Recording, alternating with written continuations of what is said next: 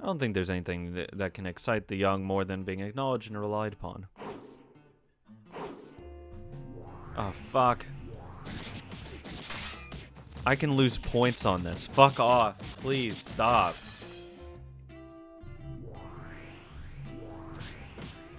I don't want to lose points because I, like, fuck up or something. Oliver, your movements are great. You think so? Maybe I should train in some shed every day like Wayne. Wayne only got good because of Leo. Calm down, bro. At first, Oliver had been the type who coldly ignored compliments. However, that was just because he wasn't used to being complimented.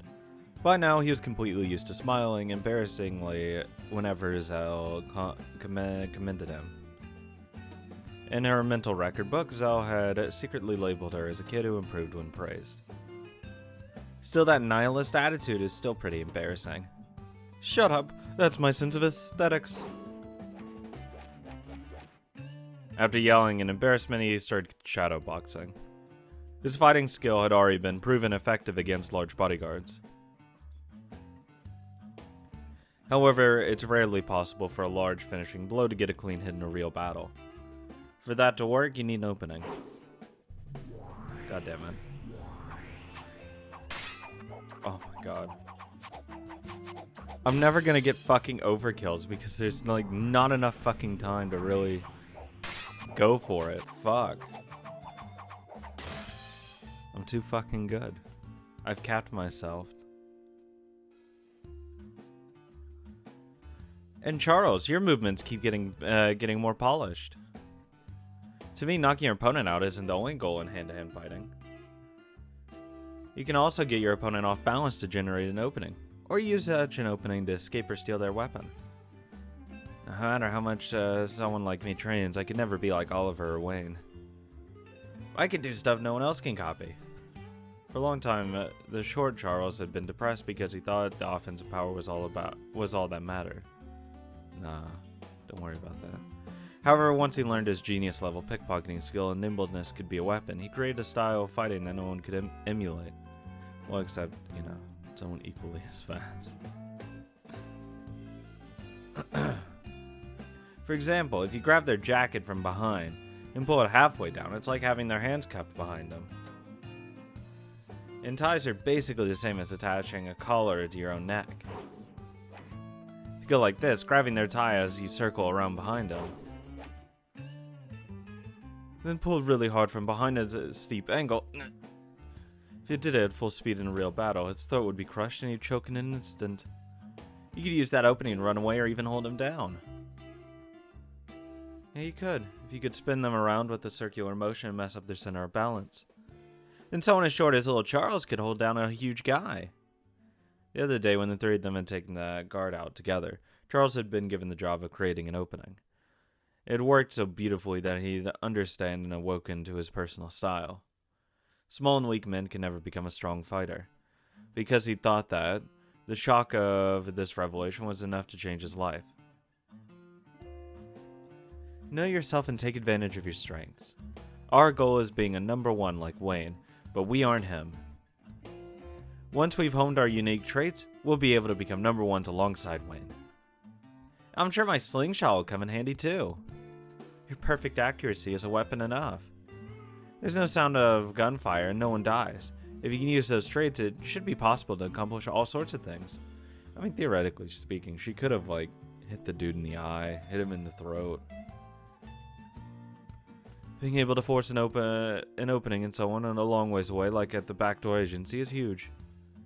And back then, you even managed to knock their guns out of their hands. Even though the Wandering Dogs were a team working directly under Wayne, they still weren't given permission to use guns. Guns are scary and guns are bad, don't use them. Wayne would never approve of guns or alcohols for minors. Thank you, Dad.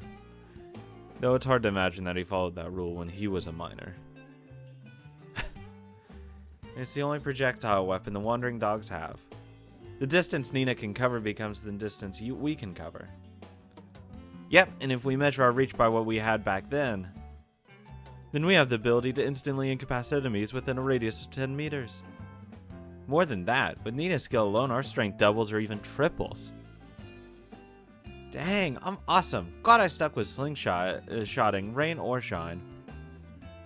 As she got excited, Nina started training with her slingshot again.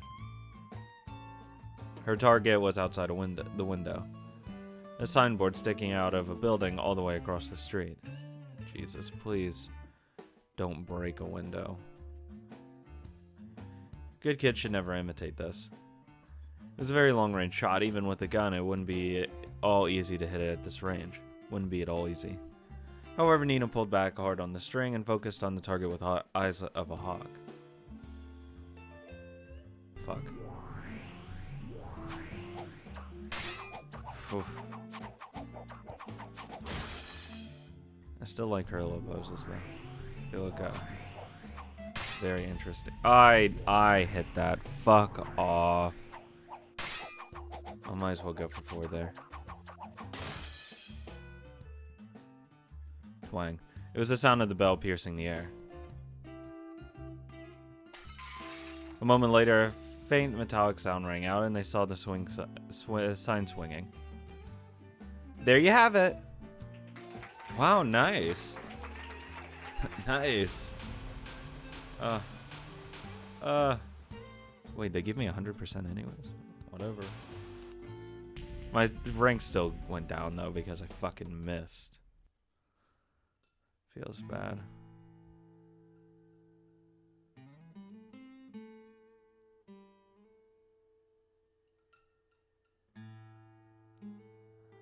By the way, what about you, Zell? Have you remembered anything about judo?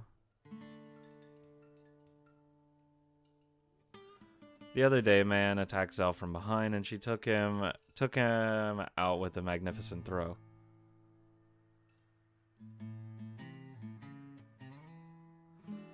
Then that sort of movement wasn't possible unless you'd learned it. Back then, my body just moved all of a sudden, but if I try to think about it, my mind just goes blank. No need to force yourself, you're our commander, after all. That's right, if Zell has to fight, you guys fail as men. If we obey Zell, we'll be able to wield our strengths with maximum efficiency. It isn't about who fights, it's about how we combine our strengths. We can still aim to be a lot better. Let's all work harder and make use of opportunities and become legends.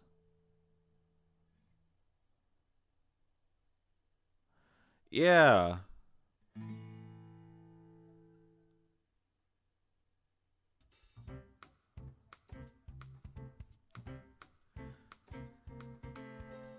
So, seeing that everyone's happily doing their best, I've got a huge announcement today. It's seriously huge. It'll shock you. No doubt about it.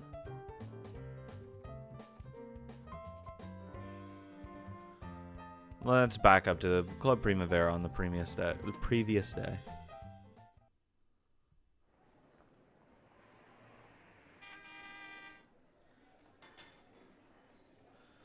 Here, Meryl. Thanks a lot for your help the other day. I heard all about it. Is it true my camera was used to take photographic evidence of the GDS's plot? We're very sorry for not telling you about it. To be honest, we didn't think you'd let us take it if we told you. Oh, she'd have let you. Of course I'd let you take it. What kind of woman do I look like to you? You wanted to keep it a secret until you accomplished something big by yourselves, didn't you? We're sorry. Those were 2 of Club Primavera's favorites and highest ranking members, Stella and Meryl. It was a bit hard to believe, but they once joined the fight against the Kale family along with Madame Rose. They're apparently 2 of the legendary 7 who took part in the majestic gunfight. Even with the frail-looking Madame Rose, apparently had a showdown with the enemy leader in a big hotel and defeated him with their own gun. The women of Club Primavera are strong. I can't let myself fall behind. Brother, that Zell girl from the rumors is here. The one from the spy team that took that picture. Oh, my, a triumphant return for our heroine. Hello, Mr. Consigliere. Thanks to your great efforts that you 4 made, we were able to expose the schemes of the GDS. Your work is part of the reason we were able to accelerate our plans for Union. which our residents of the city have been waiting so long for.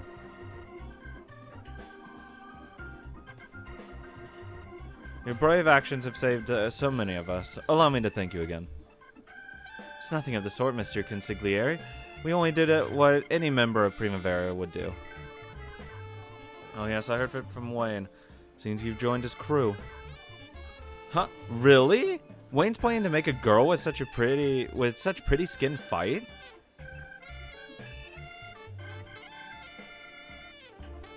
It's what I wanted. Please don't worry about it.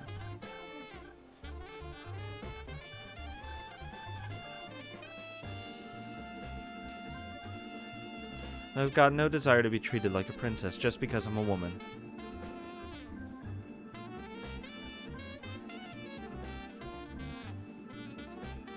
I like that. You're entering an era where women will move up in society. There's nothing strange about a woman making a name in the criminal underworld. I guess so. Then you better give it your all. I told Wayne to reward you all, but has he done so? Oh yes, he gave us a full 10,000. Oh, but wasn't that from you? What's this? Even after such a great accomplishment, he hasn't given you any reward himself? That won't do. It's about time Wayne learned how to maintain morale among his subordinates. 100! I'll bet Yuji gets spoiled a lot. When he's outside, Brother might treat people like heroes, but at home he's the horse. Horses. My. I'll have to give Wayne a good talking to later. If there's anything you desire, tell me at any time. I believe those who achieve results should be suitably rewarded. Oh, then could I ask you just one selfish favor? Hire men here. I wanna partake in people here. You were all interested in the Elite Guard for Madame Rose, which Wayne was rumored to be assembling, right? Congratulations, the Wandering Dogs have been selected to join Madame Rose's temporary Elite Guard. What? Not long from now, they say Madame Rose is going to Chiba. We've received the honor of joining her guard group when she does. Her actual guard will be formed by adult veterans, so we'll be, well, more like attendants. However, unlike any of the adult guards, we've got the noses and instincts of alley rats, so Wayne's apparently expecting a lot from us. This is the first job for the newly formed Wandering Dogs. I spoke directly to the consigliere and got it for us. How do you like them apples?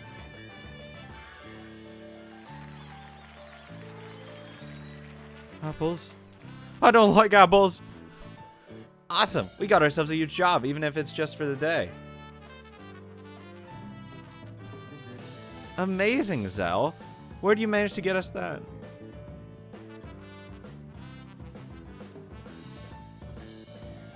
If one wants to be a leader, they must be passionate about business too.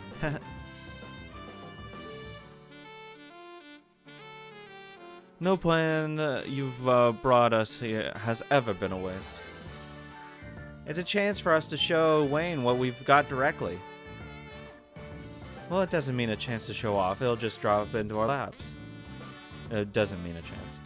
Still, I can't stop imagining stuff. I'll bet Oliver's imagination is in full force too. He's just pretending to read. Your book's upside down again. Shut up! I was merely simulating possible eventualities inside my big, massive head. Whoa! Me too. Even though we're supposed to be guards, I was hoping some assassin would come and attack us. If we get attacked, it means we've already failed as guards. Real guards put pressure on the opponent and make them give up on their attack. True! Good guards make it so you don't even attempt to try it. Let's do good work and make Wayne acknowledge us even more. I want them to have like a plan to kill her, and they were like, "Oh fuck, we got no shot in hell." These kids are kind of cute, doing their best and getting all fired up in the criminal underworld. The ambitious young are a treasure in all eras, in all countries. Still, as I listen, it feels like the atmosphere of the times changed a lot. felt as a lot more bleak and savage during the time Madame Rose and Father Caleb were at each other's throats. True, only 1 year of time had passed. However, during that year, it's probably accurate to say that City 23 was reborn into something beyond recognition.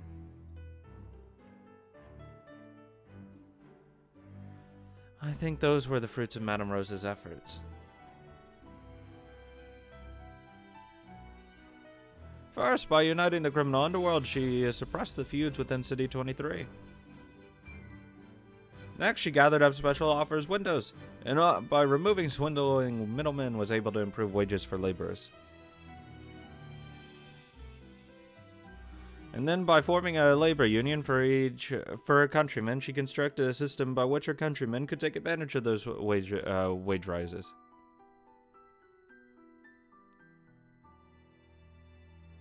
Her achievement pushing all of this through in Tokyo, where colonies of Japanese were being weeded out one by one, was beyond measure.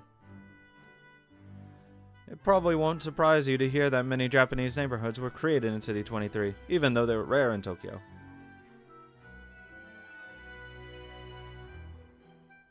Yeah, it's sort of like she was less of an underworld boss and more of a mayor of a politician. True, she may have been ahead of a Japanese self-governing unit in City 23. Subjugating the criminal underworld, improving wages for laborers. The next goal she wanted to accomplish was culture. Particularly food culture.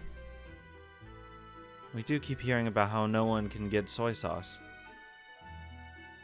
In all Japan, it was such an important ingredient that they called it a drop of the Japanese soul. At the time, Japanese soy sauce production had dropped steeply. It only circulated amongst a few rich people as an ultra-luxury item. It became something the common man couldn't easily get his hands on. Madame Rose wanted to improve the situation and make it possible for housewives to obtain soy sauce for home use.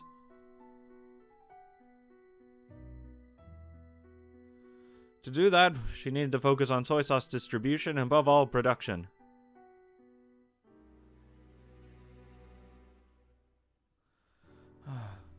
So when Madame Rose left to go to Chiba... Correct! Since before the war, Chiba was Japan's leading producer of soy sauce. Soy sauce is just like everything else, where people money gathers, and villains who are after that money complain.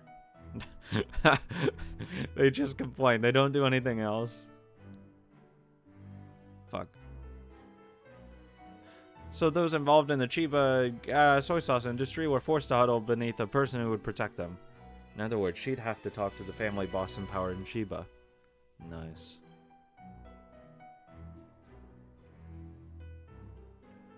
Exactly, and the boss was Satomi Yoshigagi, president of the Satomi Alliance.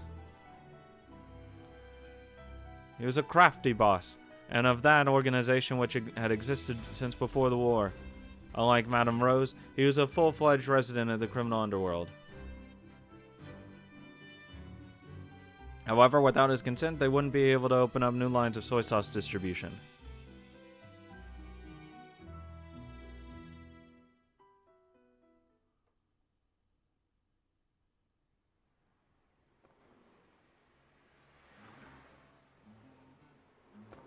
Madame Rose's visit to Chiba was to be carried out quietly. After all, it was being treated like nothing more than a personal meeting between Madame Rose and President Satomi. Also, someone acquainted with the other party had advised them that the huge procession with dozens of guards would give an unfavorable impression. Why? He's gonna have a fuck ton of guards there? It's just to keep us safe. Because of that, they decided to go with just 5 guards who had been frontline troops led by Wayne. A car of guards traveled in front. Only Madame Rose's guard traveled behind, making for a very short procession. Several cars back from Madame Rose's, a piece of junk car followed. Oliver was at the wheel and the other 3 were with him. This thing sucks! Anyone here haven't been to Chiba before? Long time ago we went. thinking we might be able to eat better than City 23. But it was a total letdown. If you're gonna be an alley rat, Tokyo's the place to be. Why? Because Tokyo was directly governed by the occupying forces.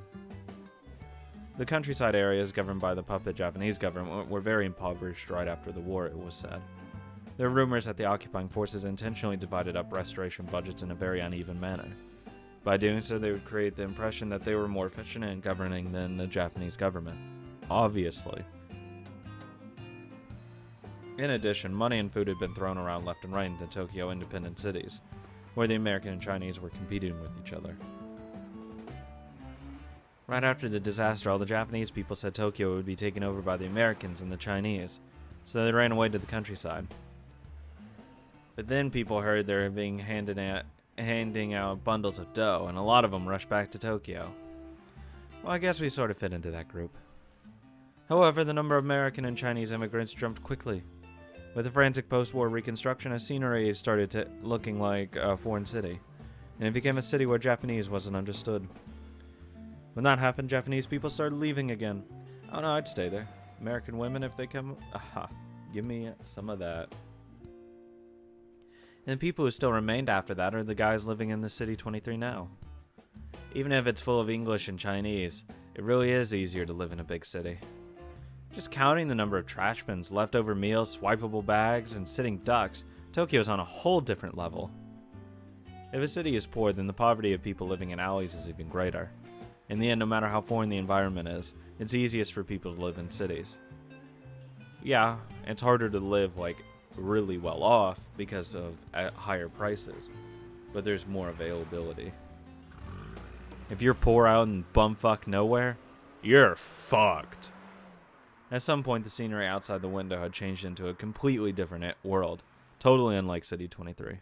Trees. Fields as far as the eye could see. However, it was hard to describe this as a peaceful, idyllic, rural landscape. Rural. The fields were set up at random, like a patchwork quilt. The towns they could see were all groups of shacks around the ruins of old cities, built out of the tons of scrap wood and rubble left behind from the Great Disaster.